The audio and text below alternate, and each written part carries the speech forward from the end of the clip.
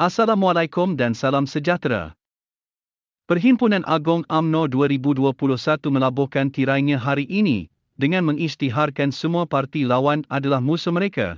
Lebih malang lagi, PAS yang dahulunya dianggap sahabat kini pun dianggap parti jahanam.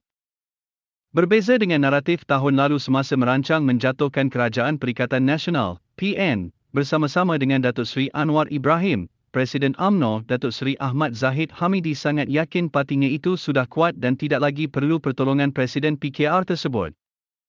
Sejak hari pertama tirai pembukaan sayap UMNO sehingga hari penutupan PAU, setiap perkataan meniti di bibir mulut pemimpin utamanya sehingga keperwakilan adalah mendesak pilihan raya umum ke-15 disegerakan. Malah, Zahid pada ucapan penutup juga memberi peringatan kepada Perdana Menteri Datuk Seri Ismail Sabri Yaakob supaya tidak mengambil masa terlalu lama untuk membubarkan Parlimen. Isyarat jelas diberikan Zahid kepada Ismail Sabri walaupun secara berlapik, memberitahu Ismail Sabri diberikan peluang sehingga sekurang-kurangnya tamat Memorandum Persefahaman, MOU, dengan Blok Pembangkang, pada Julai nanti. Bagaimanapun, setiap kata-kata anak murid Anwar tersebut boleh berubah sekelip mata, dan lain yang dicakapnya, lain yang dibuatnya. Lihat yang berlaku semasa PAU tahun lalu, keputusan yang dibuat hanya untuk menamatkan kerjasama dengan Bersatu, tetapi rentetan episod demi episod krisis politik selepas itu, nyata berlainan dengan ketetapan yang dibuat. Bermula dengan rancangan jajaran baharu yang dicadangkan Zahid sehinggalah bertukar rancangan kepada pelantikan Ismail Sabri sebagai PM ke-9, semua perkara tersebut tidak termasuk dalam ketetapan PAU tahun lalu. Ia hanya bermula dengan langkah menamatkan kerjasama dengan Bersatu. Tetapi sebaliknya ia berakhir dengan Zahid bersama sekumpulan ahli Parlimen UMNO menarik sokongan terhadap kerajaan PN dan Tan Sri Muhyiddin Yassin meletak jawatan secara terhormat. Lebih menarik lagi, Zahid cuba mengambil kredit dengan mendakwa nama Ismail Sabri sebenarnya dicadangkan oleh dirinya, walhal faktanya adalah berbeza sama sekali. Ia boleh disahkan oleh Presiden PAS Tan Sri Abdul Hadi Awang dan Muhyiddin. Realitinya, nama Ismail Sabri dicadangkan oleh Muhyiddin yang dipersetujui oleh Hadi dan juga pengerusi gabungan Parti Sarawak GPS Tan Sri Abang Johari Tun Openg, itu pun secara bersyarat. Zahid dan rakan karibnya, Datuk Seri Najib Razak adalah orang terakhir yang bersetuju untuk menandatangani akuan bersumpah SD menyokong Ismail Sabri sebagai PM ketika itu.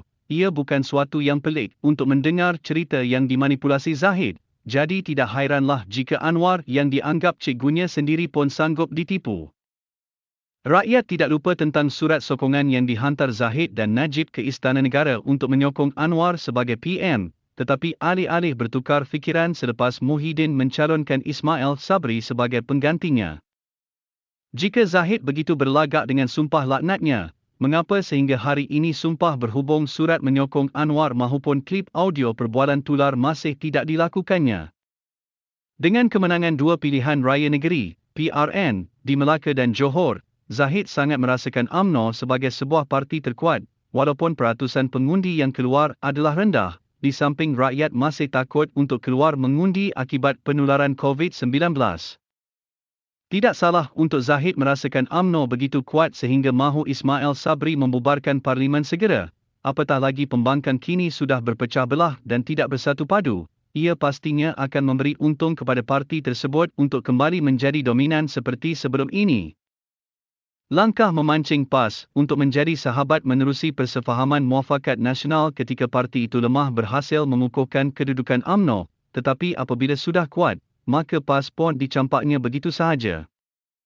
Lebih teruk lagi, perwakilan UMNO Kelantan begitu lantang menghina Tok Guru, Hadi dan dua lagi pemimpin parti Islam itu sebagai jahanam.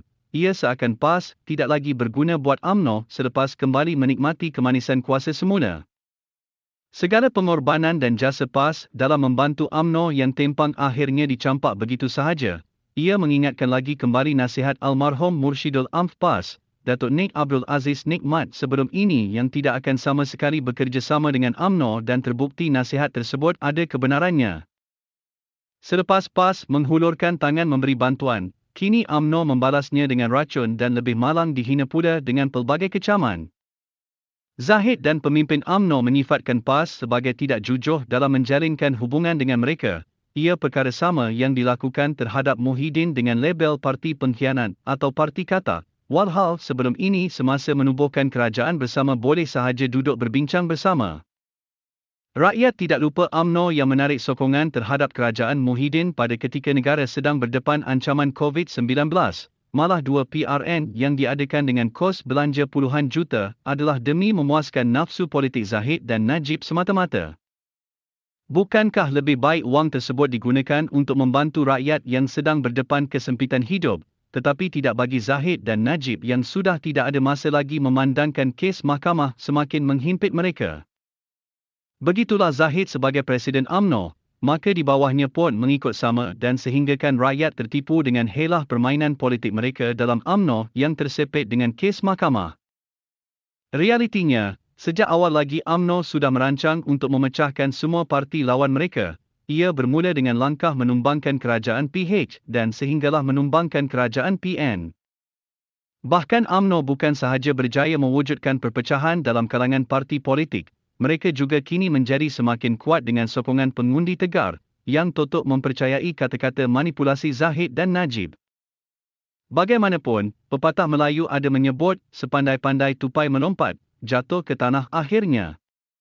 Lompatlah tinggi-tinggi Zahid dan Najib, tiba masanya jatuh ke tanah jua. Jangan ingat kes salah guna kuasa dan kehilangan wang rakyat sebelum ini mudah dilupakan begitu sahaja. Panggilan bosku dalam penjara mungkin lebih menggembirakan buat Najib selepas ini. Dalam penjara Sungai Buloh, menjeritlah sepuas hati bosku kerana akhirnya rakyat adalah bos sebenar dan bukan seorang penyamun. Jangan lupa subscribe, like, share dan komen channel ini. Terima kasih kerana sudi menonton.